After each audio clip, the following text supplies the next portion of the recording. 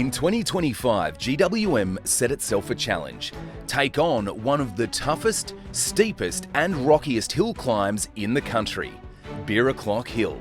But last year, GWM broke the internet when a group of stock vehicles fitted with off-road tyres started climbing. First, the Cannon XSR beat the hill on its factory-fit all-terrains. Then, the Tank 300 diesel did the same thing with just a set of Mickey Thompson AT tyres.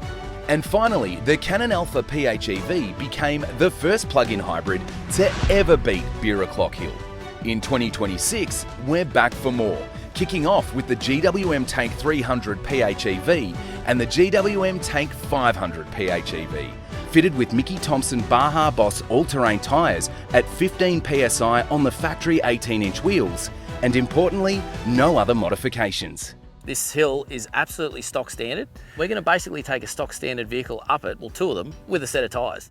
If you're not fully across it, here's a quick refresher on Hi4-T. GWM's plug-in hybrid system pairs a turbocharged petrol engine with a powerful electric motor, delivering 300 kilowatts and 750 newton meters of torque. Crucially, it still uses a proper mechanical four-wheel drive system with low range and front and rear locking differentials. First up, the Tank 300 PHEV, compact, capable and backed by serious hardware.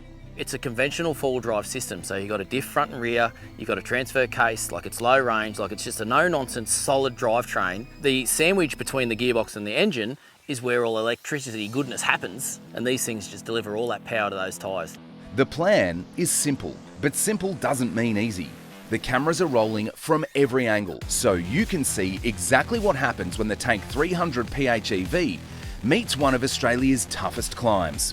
The lower section is rough, sharp rocks, deep ruts, and a steep gradient that forces the vehicle to work for every metre.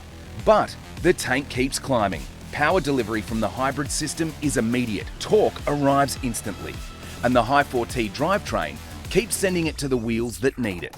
The final rock step, often where attempts come undone. But today, the Tank 300 PHEV keeps pushing forward and crests the summit. Lucas was seriously impressed.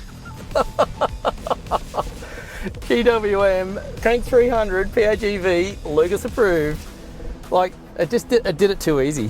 What an absolute incredible vehicle. Next up, the bigger brother, the Tank 500 PHEV. More luxury, more space, but facing the exact same obstacles. From every angle we watch as the Tank 500 begins its climb. Despite the size and weight, the Tank 500 quickly settles into the climb. Hybrid torque delivers smooth, controlled power. That Hi4-T drivetrain sending torque to each wheel consistently thanks to those lock diffs. And the suspension has no trouble handling the brutal terrain. Then the final rock step, the same obstacle that challenges every vehicle that comes here. The Tank 500 lines it up, applies power, and climbs past it. What hill? Seriously. Like, I am just, oh man, this is unreal, unreal. Tank 500, Birraclock Hill, tick, Lucas approved, Birraclock Hill certified. Like, effortlessly. At this point, the mission was accomplished. Both plug-in hybrid tanks had beaten Birraclock Hill with impressive ease, but Lucas wasn't finished. How easy these two cars did this hill. And I just want to put it out there, guys. I haven't been paid for comment and I won't be bought, right? So this is my honest opinion, raw and real. Like, these cars are absolutely impressive. But what would be more impressive is if we grab the stock standard Tank 300 PHEV that's got highway tyres on it and give the hill a crack with that. This thing is hot to trot and I just want to give it a red hot go. So I've laid down the challenge to GWM and we're waiting for their call. If they give us the green light, we're on. The crew made a call and got the green light. No off-road tyres, no lift, no modifications. Just a showroom standard Tank 300 PHEV with Michelin highway terrain tyres dropped to 20 PSI. Rocks and dirt flying out from the tyres as they search for grip. But then something unbelievable happens. The tank keeps climbing. Up the lower section, over the ruts, through the rock step and straight to the summit on the very first attempt. Box stock standard Holy smokes, that is insane. PHEV Tank 300, Lucas approved, Beer Clock Hill certified, and it is bog stock. There is nothing done to this car. It has highway tyres on it. This is absolutely a credit to GWM. What an absolute wrecker of a car, man. Like, this thing is... I was stressing out, I wasn't gonna do it, but it's just done it easy. GWM Tank 300 PHEV destroys Beer Clock Hill.